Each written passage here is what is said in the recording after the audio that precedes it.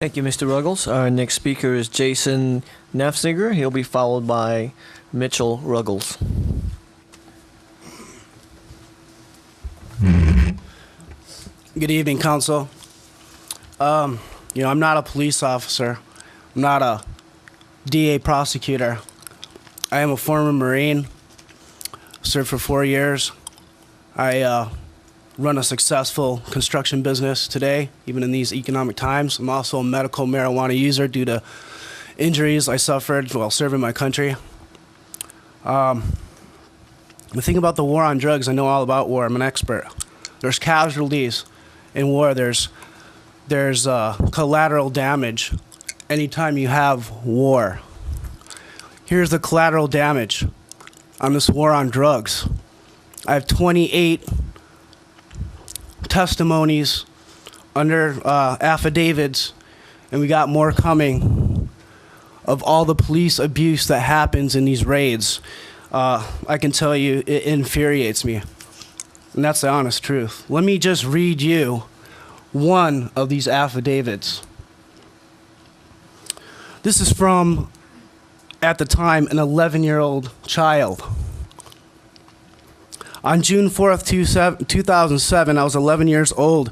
I was at home when police officers came driving up our driveway quickly. And I'm just going to read a few lines because I only have a little bit of time, the stuff that matters. The officers were swearing, saying, "You effing Bs." This is children now they're talking to. Is there anyone in the house? Anyone else in the house?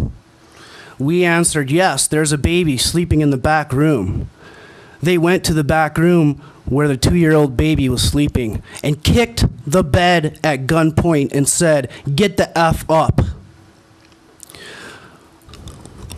These are sworn affidavits. This is happening in America, not Afghanistan, not Iraq. This is happening here. This has got to stop. It stops with you folks today. If you decriminalize it, this can't happen again. Let me just go on a little bit further. It gets worse. It's they went to the back to the back bedroom, kicked the bed at gunpoint, and said, "Get the F up." The baby woke up crying, and we all went back into the living room where my auntie went into the back room to get the baby. I was so afraid I couldn't use the bathroom. It was very scary trying to use the bathroom with a man you don't know watching you at gunpoint. They pointed, let's see. There's an officer that when we walked down the stairway, grabbed my sister's boob. I don't know how many of you have children, but this is despicable. That's all I have to say. Thank you. Thank you, Mr. Nefzinger. Our next speaker is Mitch Ruggles. He'll be followed by Matt McNall. Okay, Mitch. Okay. Hi, my name is Mitchell Ruggles. I'm 19 years old. I'm going to tell you why getting this resolution passed is the right thing to do financially, politically, and morally. Currently, we are cutting the payroll of our school teachers by a tremendous amount because we cannot afford to pay them. We are cutting the number of days the schools are open because we cannot afford to keep them open. We are cutting the numbers of days our garbage disposal centers are open because we cannot afford to keep them open. The county of Hawaii is currently in debt $100 million. The state of Hawaii is over $1 billion in debt. It costs an average of $50,000 to prosecute one marijuana user.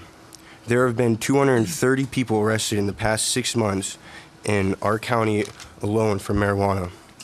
Can we really afford to prosecute all these innocent Americans being charged of victimless crimes, but we can't afford to educate our children or take out our trash?